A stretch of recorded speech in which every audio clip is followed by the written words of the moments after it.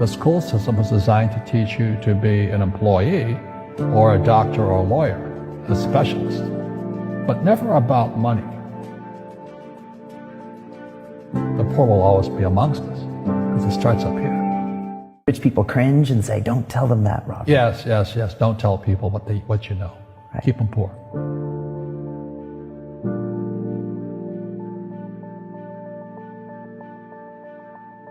The moment I pay you, you think like an employee. The moment you accept a paycheck, your brain goes dead. That's the trap. Entrepreneurs work for free. As long as you're hungry, you'll think. The school system was designed to teach you to be an employee or a doctor or a lawyer, a specialist, but never about money. The poor will always be amongst us because it starts up here. It's in their words, and the words become flesh. But when they say, I can't afford it or I can't do that, they go down. They become what they say. And I meet so many people, I can't afford it. You think I'm made of money? My PhD dad, he says, what do you think I am, made of money? I can't afford that. And my rich dad would say, that's why he's poor. Poor people say, I can't afford it, I can't do that, I don't have time. Because it's an escape. It's an escape, you know what I mean? It's easy to say, I can't afford it. Oh, I'm too tired. Oh, I can't go to the gym. When you could go to the gym. No, I can't. Truth is, I'm just too lazy to go to the gym. And your rich dad used to say what instead of, I can't afford it? How can I afford it? How can I do that? A question opens the mind, a statement closes the mind. So when you say, I can't afford it, the mind shuts down, and you become what you say. People right now who are sitting at home, who are struggling financially or worried about money or unhappy, they may be making a lot of money, but unhappy with what they're doing. It was probably taught to you. Your superego was taught, get a job, work hard, or you'll never be rich, or the rich are evil, or whatever. Poverty is passed on.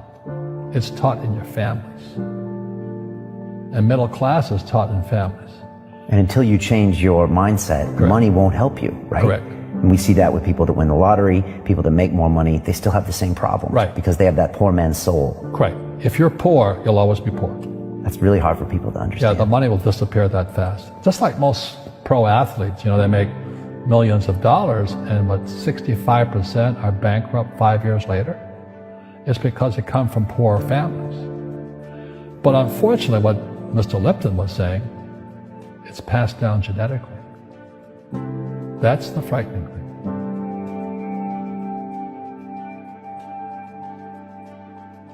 If you don't want to learn it, I can't help you.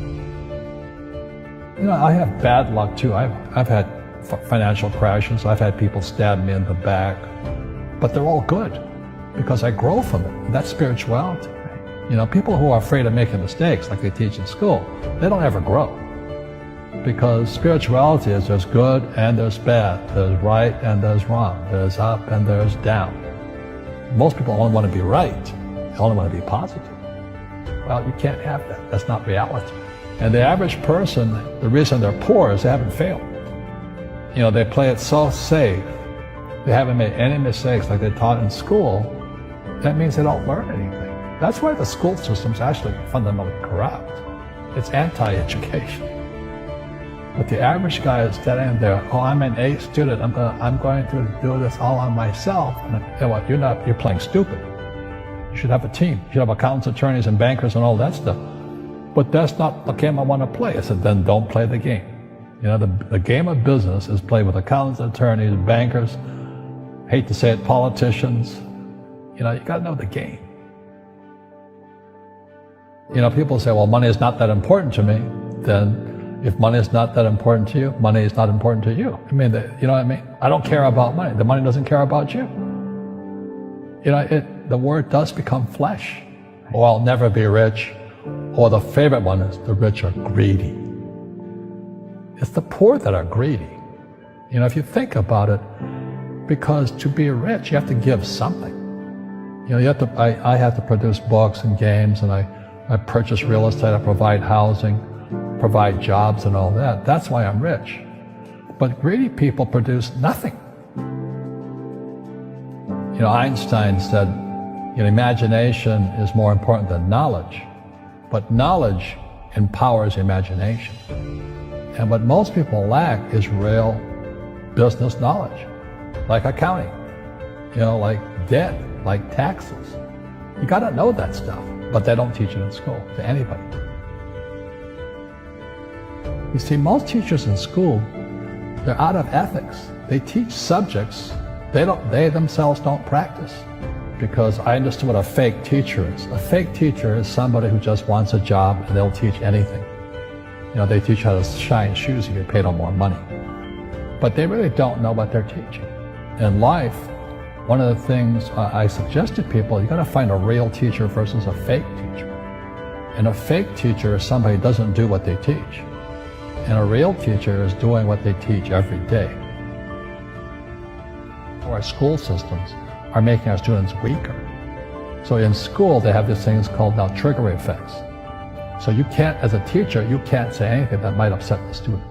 They don't want anything that might jar their point of view. You see, people say, well, why don't you give the poor money?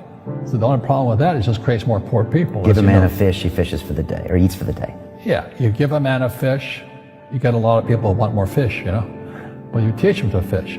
We become creatures of our own habits. And until we break the habit, we don't change. Our schools don't teach that. Our schools teach almost the exact opposite of that. And the average person, the reason they're poor is they haven't failed. They play it so safe. They haven't made any mistakes like they taught in school. That means they don't learn anything. So what I say to young people is you find your game.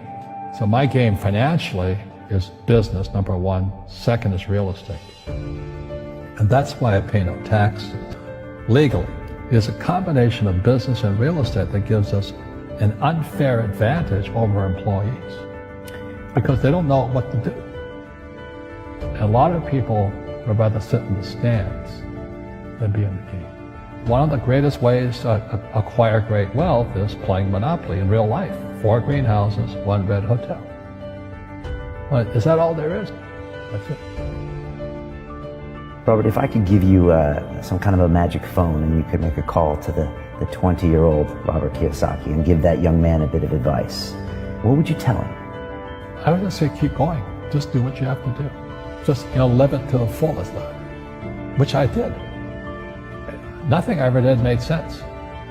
Could you imagine quitting a $120,000 a year job for $200 a month to go fight in Vietnam and almost die? It didn't make sense, but it was the best decision I made at that time. And I think what most people do is they let their parents or their friends talk them out of life. So afraid of failing. But failing is how we succeed. You look at guys like Edison and all that. They failed like 1,014 times before he invented the light bulb. Our schools punish you for making mistakes. That's why we have so many people who are so afraid of admitting they make mistakes or afraid of failing.